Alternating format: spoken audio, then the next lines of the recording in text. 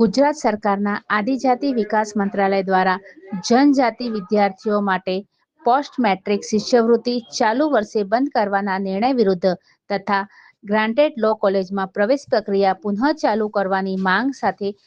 અભાવિપના ઠેર ઠેર ઉગ્ર વિરોધ પ્રદર્શનો કરવામાં આવ્યા હતા. રાજ્યમાં વિવિધ જિલ્લાઓમાં શિષ્યવૃત્તિ બંધ કરતા પરિપત્રોની હોળી, રસ્તા રોક આંદોલનો અને સદબુદ્ધિ હવન યોજી વિરોધ નોંધાવવામાં આવ્યો હતો. આહિર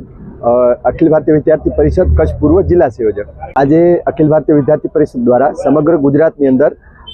કલેક્ટર કચેરી ખાતે આપણે બે વિષયો, એક તો લો કોલેજના એડમિશનનો વિષય, આપ સૌને ધ્યાન છે કે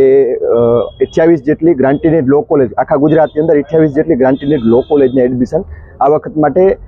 અમુક કેવું કે ગ્રાન્ટેડ લો કોલેજના જે અમુક ફીસ હોય, BCI બાર કાઉન્સિલ ઓફ ઇન્ડિયાની જે ફીસ હોય એ અમુક સમય ન ભર્યા હોવાથી એ એમની માન્યતા રદ કરી હતી. એમના માન્યતા રદ કર્યા બાદ જે કોલેજો હતી એ સામે BCI સામે કોર્ટની અંદર કેસ કરેલો. એ કેસ લાંબુ ચાલતા વિદ્યાર્થીઓનું તો ભવિષ્ય ગૂંચવાણું આખા વર્ષનું, પણ સાથે સાથે જે કોલેજોમાં જે વિદ્યાર્થીઓ ભણતા હતા ને જે વિદ્યાર્થીઓ પાસ આઉટ કરેલ છે એમની BCIની એક્ઝામ આ વખતની એ એક્ઝામ તો આમ તો લેવડાઈ છે, પણ જે BCIનું એનરોલમેન્ટ કરવાનું આવે, એનરોલમેન્ટ નંબર જનરેટ થાય, એ નંબર જનરેટ નથી થયા, એટલે એના પણ સનદ અટકે એવું દેખાઈ રહ્યું છે ને એના ભવિષ્ય ઉપર તો હજી પણ પ્રશ્નાર્થ ચિહ્ન છે. અને બીજું વિષય, આપણું ગુજરાતનો આદિવાસી વિભાગ છે એ દ્વારા એક પરિપત્ર કરવામાં આવ્યું. એ પરિપત્રમાં આદિવાસી વિભાગ જે પહેલાં સ્કોલરશિપ આપતું હતું એ સ્કોલરશિપ એ પરિપત્ર બાદ રદ કરવામાં આવી. એ પરિપત્રમાં એવું ઉલ્લેખ કરવામાં આવ્યું કે સ્કોલરશિપ રદ, પણ આ પરિપત્ર ક્યારે કરવામાં આવ્યું? તો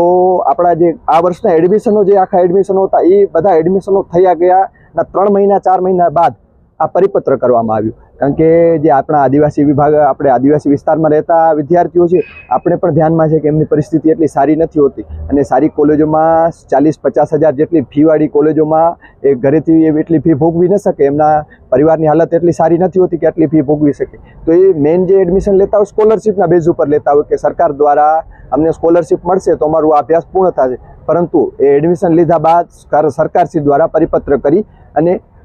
આ સ્કોલરશિપ અટકાવવામાં આવી. આ વિષયમાં પૂર્વમાં આપણે 2500-3000 વિદ્યાર્થીઓની સંખ્યા સાથે ગાંધીનગર બિરસા ભવન ખાતે પણ આપણે વિરોધ પ્રદર્શન કરેલું અને કલેક્ટરશ્રીને આખા ગુજરાતભરમાંથી જિલ્લા કલેક્ટરના માધ્યમે ગુજરાત સરકારને આપણે આવેદન આપેલું, પણ એ આવેદનનું કાંઈ જવાબ ના આવતા, કંઈ વિદ્યાર્થીઓનું ભવિષ્ય અને એક તો લો કોલેજવાળા વિષયમાં વિદ્યાર્થીઓનું ભવિષ્ય અને સાથે સાથે એ વિષયમાં આદિવાસી આપણા જે ભાઈઓ છે, આપણા ભાઈ બહેનો જે ભણતા વિદ્યાર્થીઓ છે એમની સ્કોલરશિપ અટકાવવામાં જે આવી હતી એના વિરુદ્ધ, એટલે કે આજરોજ